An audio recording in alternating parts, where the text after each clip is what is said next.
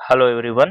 आज हम लोग जिस टॉपिक के बारे में डिस्कस कर रहे हैं बेटा, वो बहुत ही इम्पोर्टेंट टॉपिक है जिसका नाम है ब्लड ट्रांसफ्यूजन। देखो, इस जो ब्लड ट्रांसफ्यूजन जो टॉपिक है, इसके बारे में हम लोग सब कुछ जानेंगे। ब्लड ट्रांसफ्यूजन याद कर लेना। हम लोग पढ़ रहे थे point, that is blood. Blood के कंपोनेंट की बात कर लेते हैं तो चार कंपोनेंट हम लोग ने पढ़ा था: आरबीसी, डब्ल्यूबीसी, प्लेटलेट्स और प्लाज्मा। तो ब्लड ट्रांसफ्यूजन में ये चारों कंपोनेंट में से कोई एक कंपोनेंट एक बॉडी से दूसरे बॉडी में ट्रांसफ्यूज करना, या फिर पूरी ब्लड को एक बॉडी से दूसरे बॉडी में ट्रांसफ्यूज करना is known as blood transfusion. Blood transfusion काफी डीपली पढ़ेंगे, एक एक करके सारे चीज पढ़ेंगे।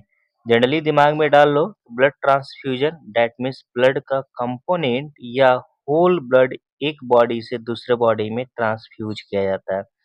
मैं ये भी बताऊंगा कि सेल्फ ट्रांसफ्यूज यानी खुद की ब्लड खुद के बॉडी में भी हम लोग ट्रांसफ्यूज करेंगे तो उसे क्या बोलेंगे। मैं हूं संदीप और आज की क्लास हम लोग शुरू कर रहे हैं जिसका नाम है blood transfusion.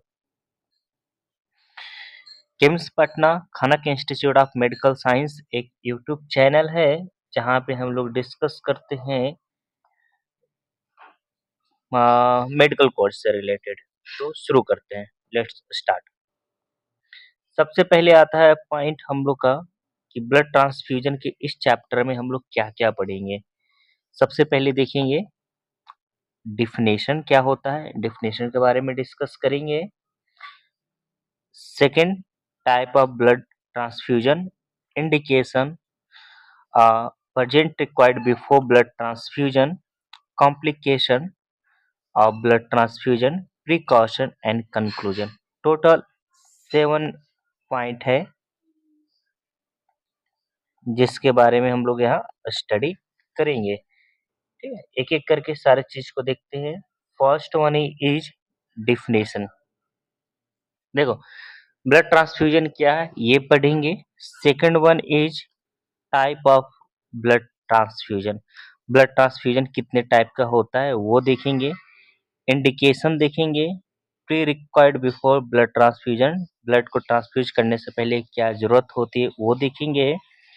Complication of blood transfusion, blood transfusion के समय या उसके बाद क्या कॉम्प्लिकेशन हो सकता है, प्रिकॉशन देखेंगे और लास्ट में पूरी चैप्टर का कंक्लूजन को हम लोग स्टडी करेंगे। लेट्स स्टार्ट, शुरू करते हैं ब्लड ट्रांसफ्यूजन क्या होता है इससे। First one is definition. देखो, ब्लड ट्रांसफ्यूजन एक प्रक्रिया है जिसमें से डोनर यानी जो दे रहा है उसे डोनर और जो रिसीव करेगा उसे रिसेप्ट कहेंगे। तो डोनर किसी दूसरे को देता है, मान लिया जाए ये पर्सन डोनर है, ये अपना ब्लड किसी अनदर पर्सन को देगा, तो जो पर्सन रिसीव करेगा उसे हम लोग रिसिपिएंट बोलेंगे। तो ब्लड ट्रांसफ्यूजन में एक पर्सन अपना ब्लड दूसरे पर्सन को देता है, ये ब्लड ट्रांसफ्यूजन है। ये पर्सन ब्लड इसे दे रहा है, that is known as blood transfusion.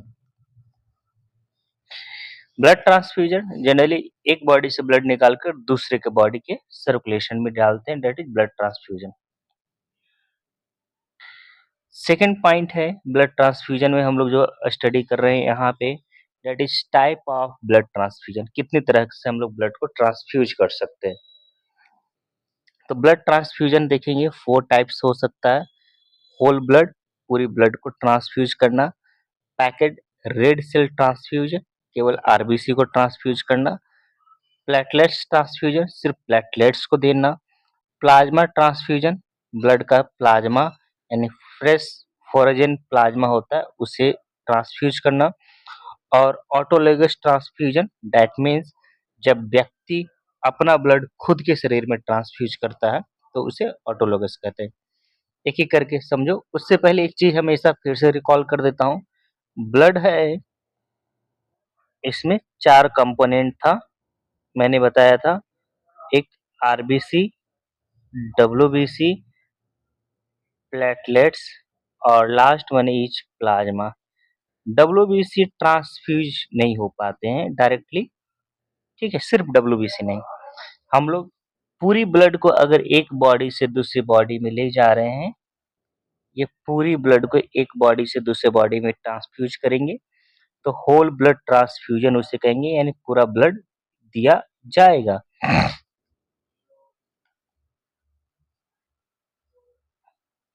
Second अगर पॉइंट की बात कर लेता हूं, तो सेकेंड है packet cell transfusion. Packet cell transfusion करने का मतलब है कि सिर्फ आरबीसी ही ट्रांसफ्यूज किया जाएगा पैकेट सेल में, आरबीसी जो रेड कलर का होता है। Third one is platelets transfusion, यानी सिर्फ प्लेटलेट्स ही दे सकते हैं। और last one, second last one is plasma. Plasma यानी इसे हम लोग एफएफपी यानी फ्रेश फ्रोजन प्लाज्मा भी कहते हैं। ये एक बॉडी से दूसरे बॉडी में ट्रांसफ्यूज किया जाएगा। और लास्ट वन है जब किसी व्यक्ति का या किसी पर्सन का ब्लड वापस उसी को दिया जाए। इंडिकेशन, किस कंडीशन में ब्लड को हम लोग ट्रांसफ्यूज कर सकते हैं? सबसे पहले सीवियर एनीमिया के कंडीशन में। एनीमिया कहने का मतलब है कि बॉडी में ब्लड का डिफिशियंसी होना, इस कंडीशन को एनीमिया कहेंगे। मैसिव हेमरेज किस द्वारा? बेटा देखो, हेमरेज एक वर्ड है जिसका मतलब होता है ब्लीडिंग, याद रखना। हेमरेज का मतलब होता है ब्लीडिंग। बॉडी के अंदर हो रहा है तो इंटरनल ब्लीडिंग, और बॉडी के बाहर हो रहा है तो एक्सटर्नल ब्लीडिंग, यानी इंटरनल हेमरेज या एक्सटर्नल ब्लीडिंग हो रहा है, बहुत ज्यादा ब्लड हो रहा है, तभी हम लोग ब्लड ट्रांसफ्यूज करते हैं। तीसरा है अगर सर्जरी के समय या सर्जरी के बाद ब्लड लॉस हो रहा है, तो हम लोग ब्लड को ट्रांसफ्यूज करने की तरफ मूव करते हैं। लास्ट वन है ल्यूकेमिया या थ्रोम्बोसाइटोपेनिया की कंडीशन में प्लेटलेट्स को हम लोग ट्रांसफ्यूज करते हैं। और सबसे अंतिम बर्न, यानी बॉडी अगर जल जाती है, तो जलने के कंडीशन में क्या होता है, बॉडी फ्लूइड लॉस होता है, उस कंडीशन में ब्लड को ट्रांसफ्यूज किया जाता है। तो ये 5 मेजर कंडीशन है, याद रख लेना कि ब्लड को कब कब ट्रांसफ्यूज करते हैं। एनीमिया के कंडीशन में, एनीमिया यानी खून की कमी हो जाएगी ब्लड में, शरीर में, तब। मैसिव हेमरेज यानी अधिक ब्लड लॉस हो रहा है बॉडी में, तब हेमरेज का मतलब bleeding. During after major surgery, surgery के समय या सर्जरी के बाद ब्लड लॉस हो रही है, तब हम लोग ट्रांसफ्यूज करते हैं। ल्यूकेमिया या थ्रोम्बोसाइटोपेनिया में ब्लड को ट्रांसफ्यूज किया जाता है। लास्ट वन इज बर्न में प्लाज्मा को हम लोग ट्रांसफ्यूज करते हैं। नेक्स्ट वन इज हम लोग देखेंगे prerequisite before blood transfusion. Blood transfusion के पहले क्या क्या करना बहुत जरूरी है। देखो, प्रॉपर ब्लड ग्रुपिंग करेंगे। ब्लड ग्रुपिंग में एबीओ एंड आरएच टाइपिंग आता है। एबीओ वाले पॉइंट को अगर देखोगे तो इसमें blood group A, B, A B और ओ आएंगे, ये ब्लड ग्रुपिंग करना जरूरी है। आरएच वाले फैक्टर में देखोगे तो इसमें दो दिखेगा, एक पॉजिटिव और एक निगेटिव, जिसके कारण ब्लड ग्रुप में पॉजिटिव और नेगेटिव होता है, यानी ए पॉजिटिव या फिर ए नेगेटिव हो सकता है, उसी तरह बी पॉजिटिव या बी नेगेटिव। तो ब्लड ग्रुपिंग करना बेहद जरूरी है। सिमिलर ग्रुपिंग वाले को ही ट्रांसफ्यूज करेंगे। तो सिमिलर ग्रुप देखने के लिए क्रॉस मैच करेंगे। डोनर जो देने वाला होगा और जो लेने वाला होगा, दोनों को ब्लड मिलाकर कंपेरेटिवली टेस्ट करना है कि सही है या नहीं। डोनर भी और जो रिसीव करेगा वो भी, दोनों को, यानी प्रॉपर क्रॉस मैच करना जरूरी है। पॉइंट नंबर थर्ड की ओर देखेंगे, स्क्रीनिंग। ठीक है, जो दे रहा है ब्लड, उसे किसी भी तरह का इन्फेक्शन तो नहीं है, लाइक एचआईवी वायरस के द्वारा, हेपेटाइटिस बी और सी, सिफिलिस, मलेरिया, कोई भी इन्फेक्शन तो नहीं है। ये इन्फेक्शन अगर होंगे तो ब्लड उसका इन्फेक्टेड होगा और जो रिसीव करेगा वो भी इन्फेक्टेड हो जाएगा। लास्ट वन स्ट्राइल रखेंगे। ठीक है, कोई भी काम कर रहे हो बिल्कुल साफ सुथरा स्ट्राइल रखने का काम करेंगे। यहाँ पे बेटा मैं बताते चलूं कि खनक इंस्टीट्यूट ऑफ मेडिकल साइंस ये एक पारामेडिकल नर्सिंग इंस्टीट्यूट है। बीएनवाईएस कोर्स यानी bachelor of naturopathy yoga science course, जिसके करने के बाद आप रजिस्टर्ड डॉक्टर बन सकते हैं, उसका एडमिशन अभी गोइंग ऑन है। तो जो भी बच्चे अपना इंटरेस्टेड होगा वो कॉल करो कॉलेज के नंबर पे और एडमिशन लो कर अपना सीट बुक करो। एडमिशन गोइंग ऑन है बेटा। तो अब बेहतर ऑप्शन है बीएनवाईएस कोर्स में करियर बनाना है तब। ओके, आते हैं वापस टॉपिक पे। कॉम्प्लिकेशन क्या हो सकता है ब्लड ट्रांसफ्यूजन के समय या उसके बाद? सबसे पहला जो कॉम्प्लिकेशन आएगा हीमोलाइटिक रिएक्शन होगा। हीमोलाइटिक रिएक्शन करने का मतलब है प्रॉपर क्रॉस मैच नहीं किए हैं डिफरेंट ब्लड ग्रुपिंग वाले को अगर ब्लड हम लोग एक बंदे से लेकर दूसरे में चढ़ाएंगे तो इनकम्पेटिबिलिटी ब्लड ग्रुप ट्रांसफ्यूजन की वजह से आरबीसी टूटना शुरू होगा। आरबीसी जब टूटता है तो इसे हम लोग हीमोलाइटिक रिएक्शन कहते हैं। ठीक है, इसमें एलर्जी रिएक्शन भी देखने को मिलेगा। एलर्जी रिएक्शन में जनरली इचिंग, खुजली, शरीर में रैशेज या फीवर या चिल, ठंड जैसा लगना, सफकेशन, ये सब देखने को मिलेगा। फेब्रिक नॉन हेमोलाइटिक रिएक्शन में प्रायोजेंस के कारण फीवर देखने को मिलता है।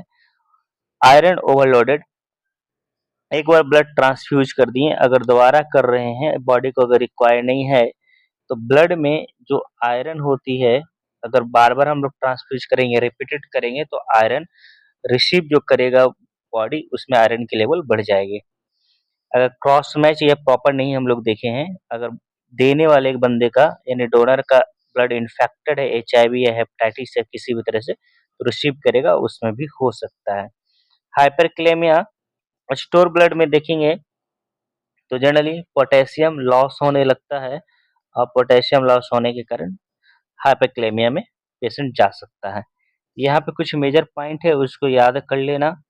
Hemolytic reaction, hemolytic reaction, allergic reaction, fabric non hemolytic reaction, iron overloaded, infection और हाइपरक्लेमिया। नेक्स्ट आता है प्रिकॉशन, ब्लड देते समय क्या क्या सावधानी बरतना है। सबसे पहले सावधानी बरतना है बेटा कि हमेशा ऑलवेज, ठीक है, ऑलवेज हमेशा ब्लड कंपेटिटिव चेक करें, प्रॉपर क्रॉस मैच कर लेना है। Use screen blood, proper checkout करके ही ब्लड को इस्तेमाल करें। Monitor patient for first 50 to 30 minutes, blood दे रहे हो तो 15 से 30 मिनट तक पेशेंट को अच्छे से मॉनिटर करें, कोई चेंजेस नहीं दिख रहा है या सारे वाइटल्स नॉर्मल है या नहीं। Fourth, use proper blood filter को प्रॉपर इस्तेमाल करें। और लास्ट वन इज हमेशा स्टेलाइल टेक्निक यानी इन्फेक्शन ना हो, स्टेलाइज टेक्निक को ही हमेशा इस्तेमाल करें। अब आते हैं कंक्लूजन क्या है। देखो, ब्लड ट्रांसफ्यूजन एक लाइफ सेविंग प्रक्रिया है। लाइफ सेविंग कहने का मतलब है जीवन बचाने का एक काम करता है, लेकिन इसे सही तरीके और प्रिकॉशन के साथ ही किया जाना चाहिए। सही ग्रुप का मैच करो, इन्फेक्शन फ्री ब्लड को ही ट्रांसफ्यूज करो और सेफली ट्रांसफ्यूज करो। ठीक है, इन्फेक्टेड फ्री अगर ब्लड को ट्रांसफ्यूज नहीं करेंगे तो जो ब्लड रिसीव करने वाला होगा वो भी इन्फेक्टेड हो जाएगा, तो परेशानी खड़ा हो जाएगी। होप आपको ये वीडियो बिल्कुल पसंद आया होगा। अगर आप भी चाहते हो अपना कैरियर स्टार्ट करना पारामेडिक या मेडिकल के सेक्टर में तो आज ही खनक इंस्टीट्यूट ऑफ मेडिकल साइंस में कांटेक्ट करो। ये आपका खनक इंस्टीट्यूट ऑफ मेडिकल साइंस का कांटेक्ट नंबर है। ये खेमनी चक पटना में सिचुएटेड है। बहुत सारे कोर्सेज रन होते हैं like BNYS, OT, radiology, medical lab technology, physiotherapy, ETC। Hope आपको ये वीडियो पसंद आया होगा। इसी तरह से बेहतरीन मेडिकल का नॉलेज चाहिए तो किम्स पटना यानी खनक इंस्टीट्यूट ऑफ मेडिकल साइंस के यूट्यूब चैनल पे बने रहो। Thank you.